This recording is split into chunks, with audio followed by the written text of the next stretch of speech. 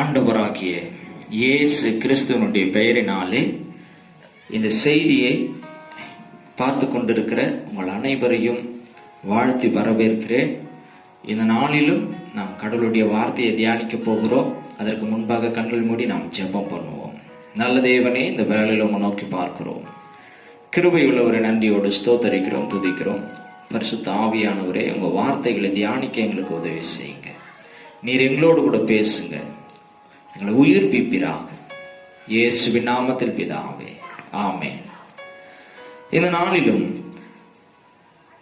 நம்ம ஒரு வேத பகுதியை தியானிக்கலாம். எடுத்தவர்கள் வாசிக்கலாம். லேவியராகமத்தின் புத்தகம் 10ஆம் அதிகாரம் 1-5 வரைக்கும். லேவியராகமத்தின் புத்தகம். பின்பு ஆரோனின் குமாரனாகிய நாதாபும் அபியூவும் தன் தூப கலசத்தை எடுத்து அவைகளில் அக்கினியையும் அதன் மேல் தூப வர்க்கத்தையும் போட்டு கர்த்தர் தங்களுக்கு கட்டளையிடாத அந்நிய அக்கினியை அவருடைய சமூகத்தில் கொண்டு வந்தார்கள். அப்பொழுது அக்கினி கர்த்தருடைய சந்நிதியிலிருந்து புறப்பட்டு அவர்களை பட்சித்தது. போதுமானது. பாருங்களேன், இந்த வேத பகுதியில நாம் பார்க்கிறோம்,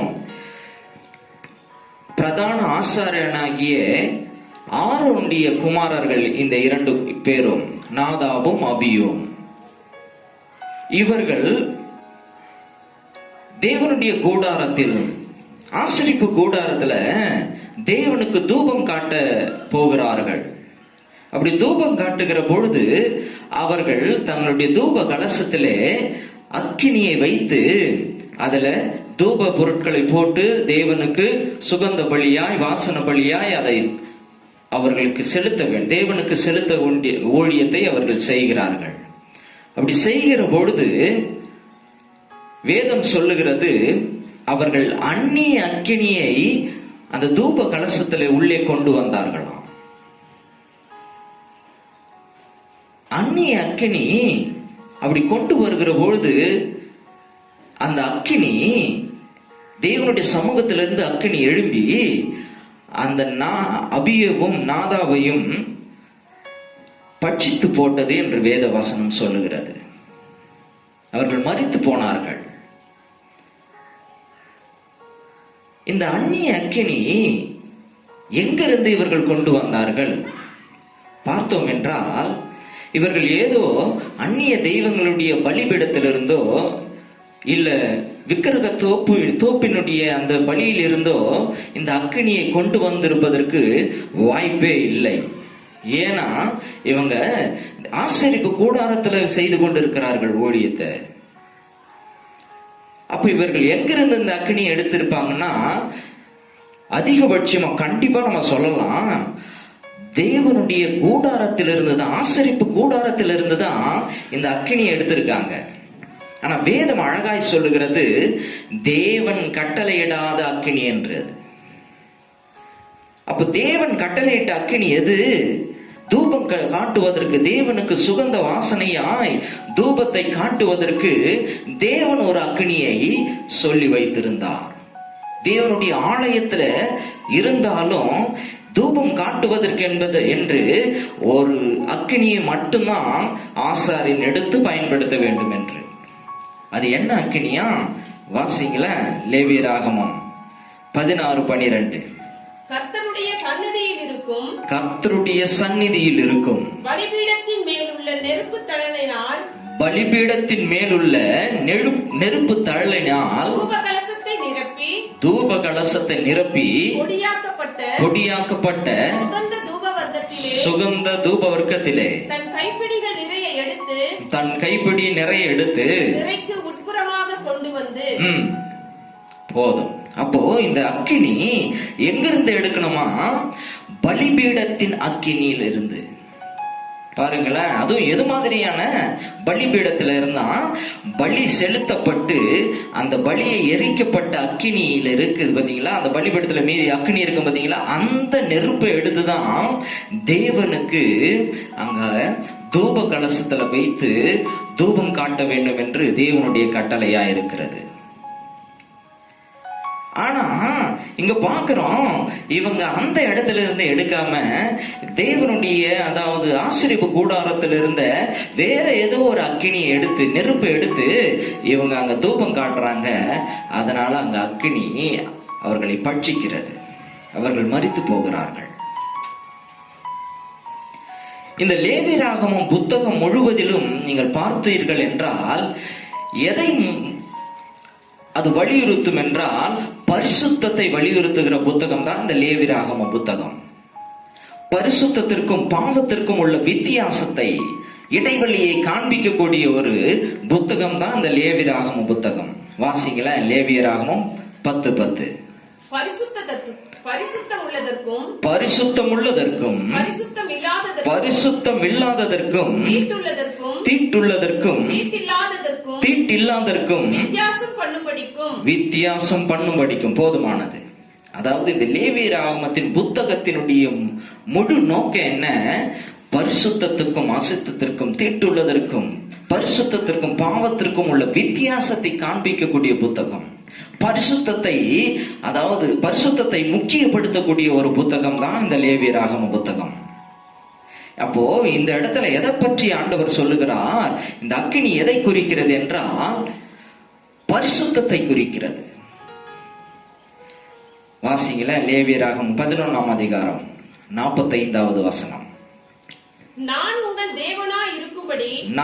தேவனாய் இருக்கும்படி உங்களை எகிப்து தேசத்திலிருந்து வரப்பண்ணின கர்த்தர் நான் பரிசுத்தர். ஆகையால் நீங்களும் பரிசுத்தராய் இருப்பீர்களாக என்பதுதான் தேவனுடைய விருப்பம்.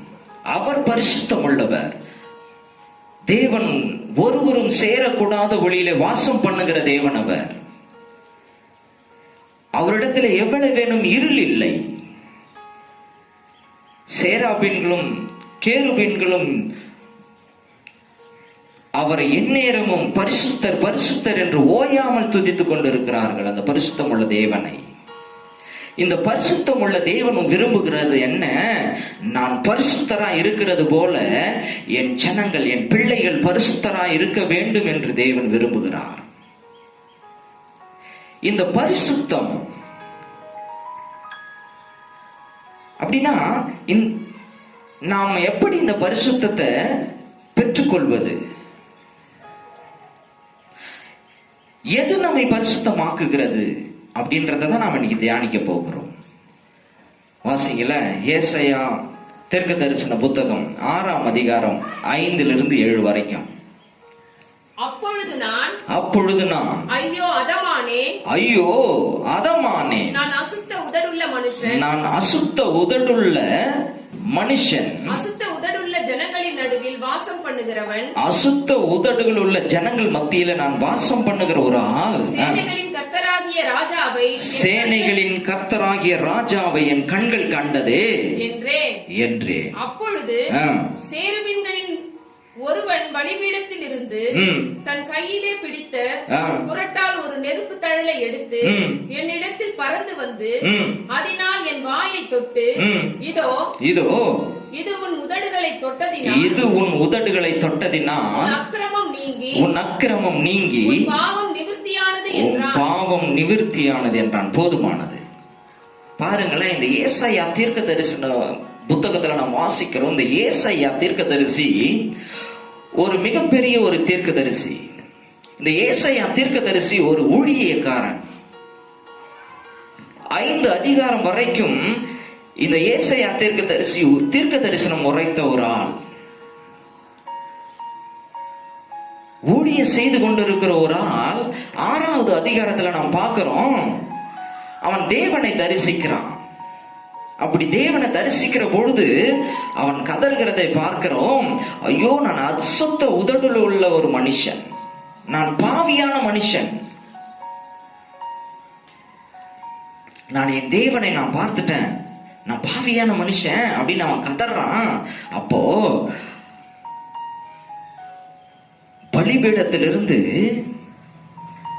என்ன எடுத்துக்கொண்டு வரானா தேவதூதன்?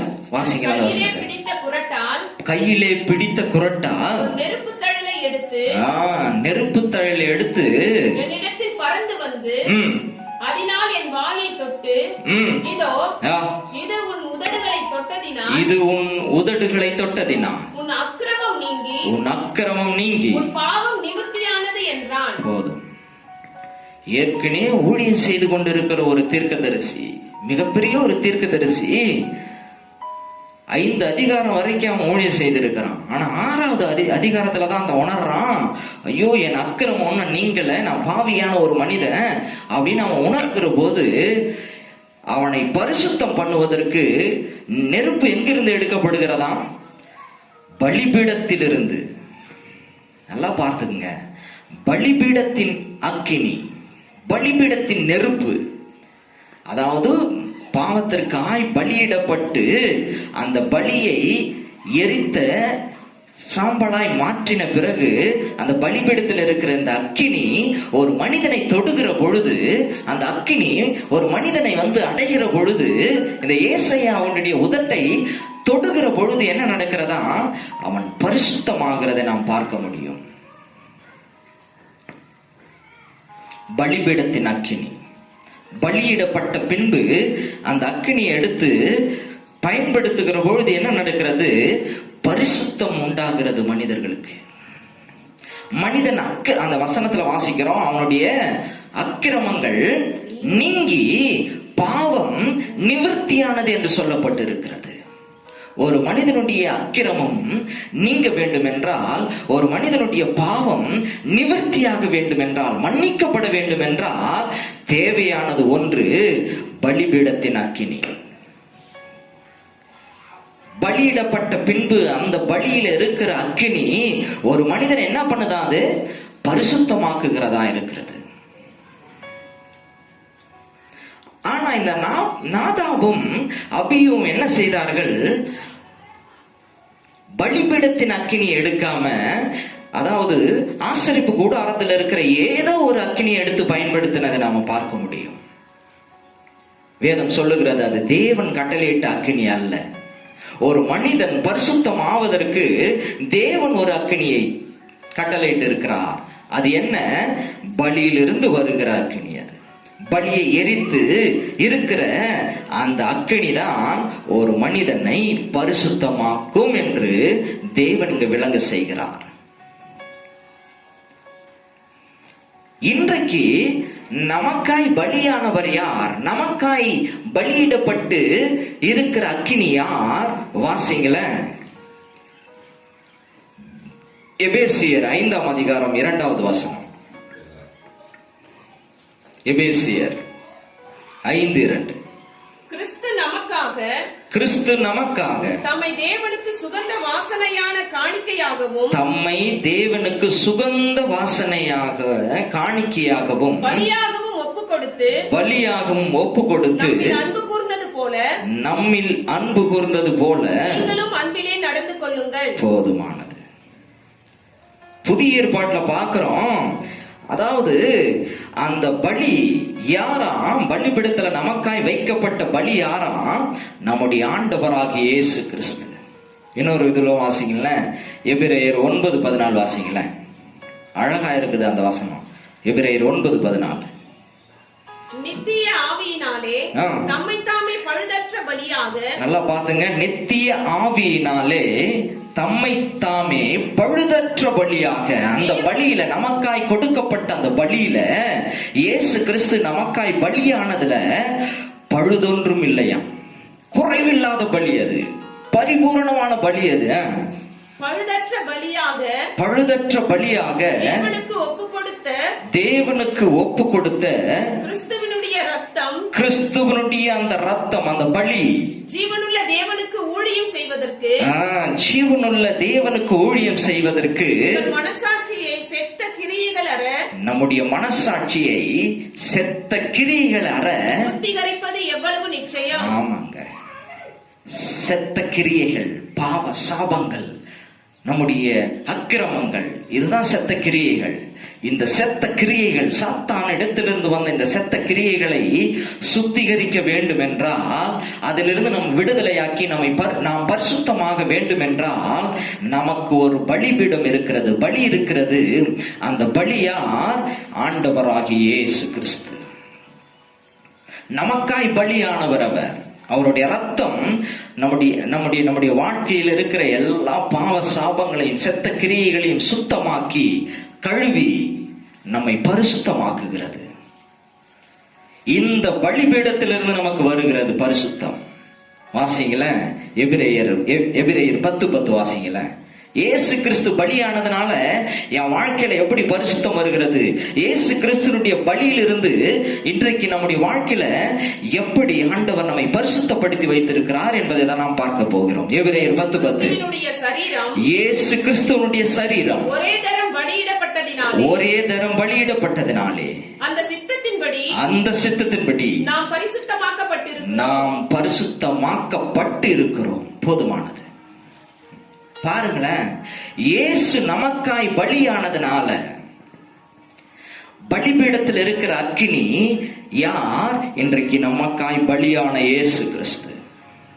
இந்த இயேசு கிறிஸ்து பலியானதுனால ஆண்டவர் இன்னைக்கு நம்ம எப்படி நிறுத்தி வைத்திருக்கிறார்? இயேசுவை நம்புகிற பொழுது, அவரை ஏற்றுக்கொள்ளுகிற ஒவ்வொரு மனிதர்களையும் அவர் பரிசுத்தமாக்கி வைத்திருக்கிறார்.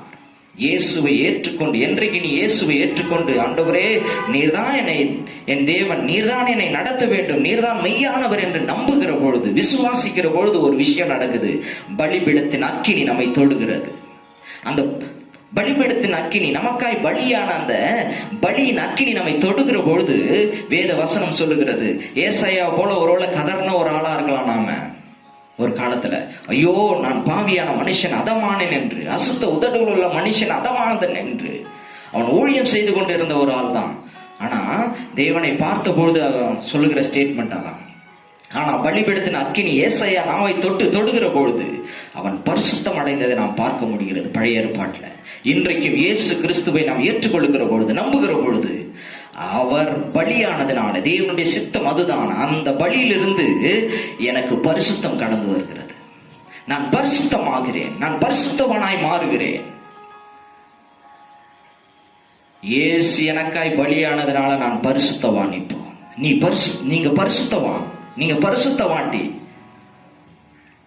ஏன்னா நமக்காய் அந்த பலி கொடுக்கப்பட்டிருக்கிறது. அந்த ரத்தம், இயேசுவின் ரத்தம், செத்த கிரியைகளுக்கு நம்மை நீக்கி சுத்திகரிப்பது எவ்வளவு நிச்சயமானது அது என்று வேதவசனம் சொல்லுகிறது.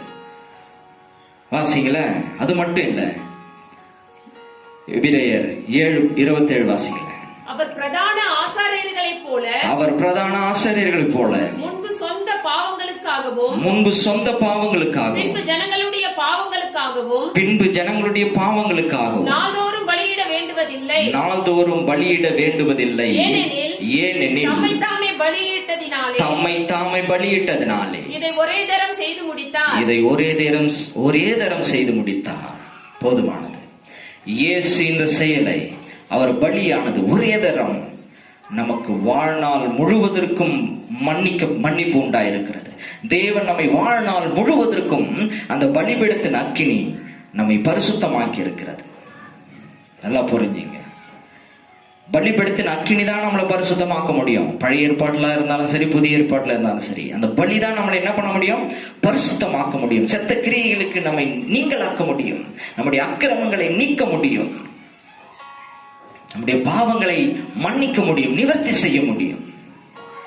வாசிங்களேன், இந்த புதிய ஏற்பாட்டுல இயேசு கிறிஸ்து நமக்காய் பலியானதுனால இன்னும் என்ன நடக்கிறது? நான் பரிசுத்தமாயிருக்கிறேன். அது மாத்திரம் இல்ல, ரோமர் 5:1 வாசிங்களேன். ரோமர் 5:1. இவ்விதமாக நாம் விசுவாசத்தினாலே நீதிமான்களாக்கப்பட்டிருக்கிறபடியால் நம்முடைய கர்த்தராகிய இயேசு கிறிஸ்துவின் மூலமாய் தேவனிடத்தில் சமாதானம் பெற்றிருக்கிறோம். போதும். இந்த பலியின் மூலமா, இயேசு கிறிஸ்து மூலமாய் தான் நான் இப்ப நீதிமானாக்கப்பட்டிருக்கிறேன்.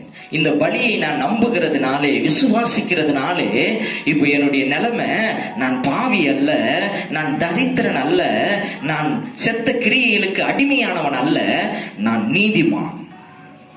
நீங்க நீதிமான்க. ஏன்?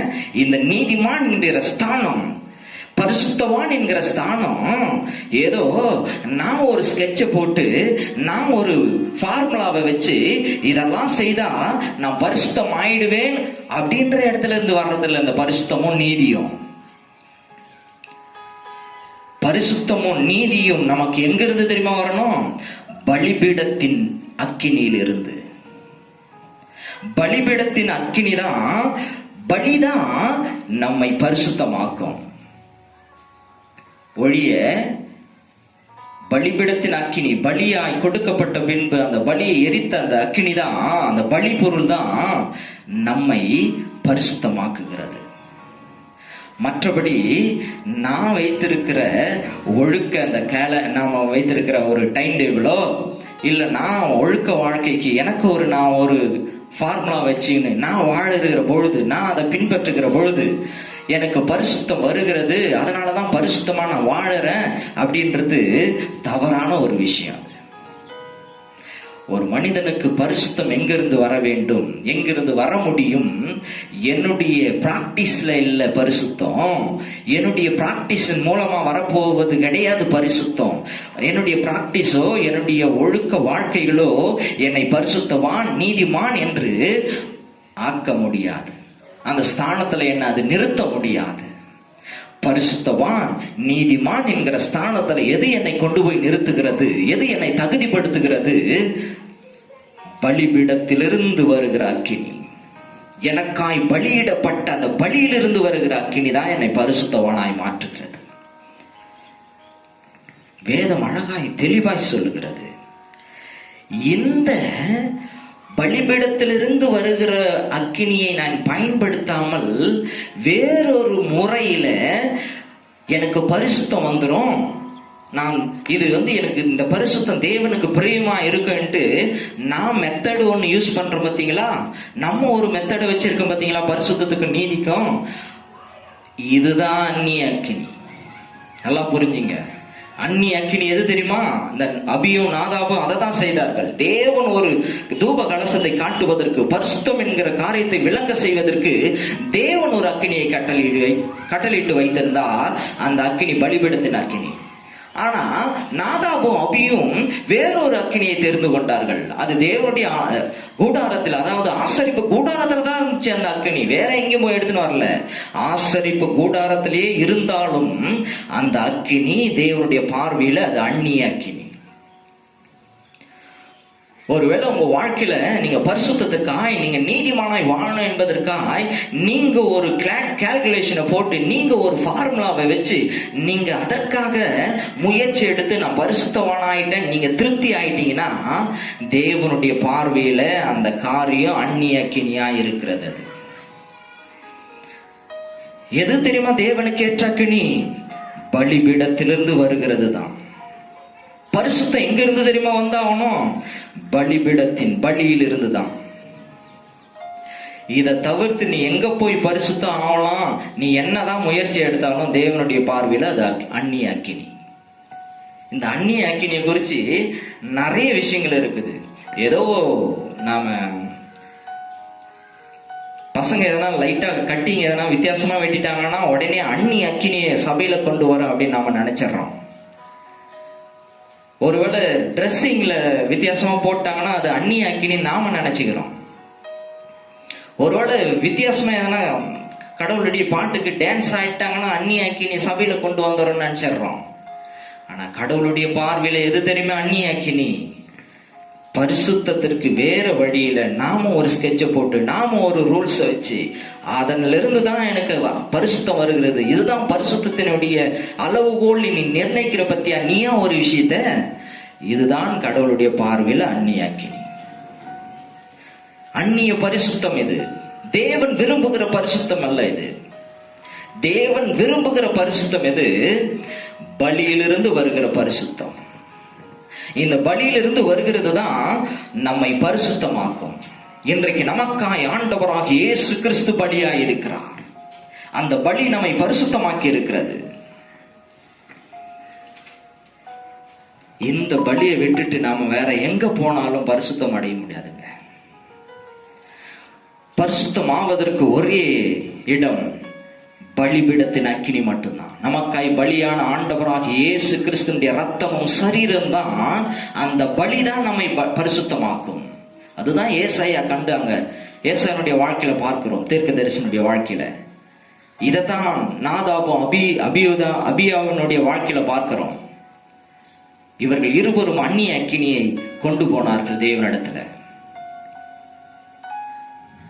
மரித்து போனார்கள். இன்றைக்கும் பரிசுத்தம் இல்லாமல் தேவனை ஒருவனும் தரிசிக்க முடியாது என்று வேத வசனம் சொல்லுகிறது. இந்த பரிசுத்தம் எங்கிருந்து வந்தாகணும்?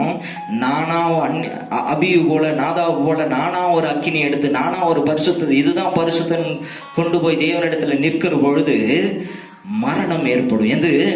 ஆத்துமா பிழைக்காமலே போகும். ஆத்துமா மரணம். அது ஆத்துமா மரணம். நாம நினைச்சிட்டு இருக்கோம் என் ஆத்துமா உயிரடைஞ்சதுன்னு. இல்ல, அது அந்நிய அக்கினியை கொண்டு போய் நிறுத்துகிறதுனால, தேவன் சொன்ன பரிசுத்தம் அங்க இல்லாததுனால அது மரணத்தை சந்திக்கிறது. ஆனால் ஏசாயனுடைய வாழ்க்கையில நம்ம நடக்கிறத பார்க்கிறோம். பலிபீடத்திலிருந்து ஒரு தழல், ஒரு நெருப்பு வந்து அவனை தொடுகிற பொழுது அவன் பரிசுத்தமாகிறான். ஏனென்றால் அது தேவன் கட்டளையிட்ட அக்கினி. இன்றைக்கு புதிய ஏற்பாட்டிலும் நம்முடைய ஆண்டவராக இயேசு கிறிஸ்து நமக்காய் பலியாய் இருக்கிறதுனால அந்த பலியில் இருந்து வருகிற அக்கினி பரிசுத்தம் என்னை தேவனுக்கு முன்பாக கொண்டு போய் நிறுத்த அது தகுதி உள்ளது. அந்த அக்கினி இன்றைக்கு இதுதாங்க தேவையான ஒன்று. இந்த அக்கினியோடு நான் போகிற போது இயேசு கிறிஸ்து, வேத வசனம் சொல்லுகிறது, எபிரேயர் 10:10 நம்ம வாசித்தோம், அவர் என்னை பரிசுத்தமாக்கி இருக்கிறார். அவருடைய ஒரே பலி என்னை பரிசுத்தமாக்கி விட்டது என்ற நம்பிக்கை நமக்கு தேவைங்க. அது மட்டும் இல்ல, என்னை நீதிமானாக்கி இருக்கிறார். நான் இனி நான் பாவி அல்ல, நான் நீதிமான். நான் பாவி அல்ல, இனி நான் பரிசுத்தவான். எதனால? நான் போட்ட ஸ்கெட்சினால் அல்ல, நான் போட்டு இருக்கிற ஒழுக்க வாழ்க்கையினால் அல்ல. என் இயேசு கிறிஸ்து எனக்காய் பலியா இருக்கிறார். பத்தியா, அந்த பலியிலிருந்து எனக்கு வருகிறது பரிசுத்தம் என்று நம்புகிற பொழுது, விசுவாசிக்கிற பொழுது நம்முடைய ஆத்துமா பிழைக்கும். அதுதான் தேவன் கட்டளையிட்ட அக்கினி.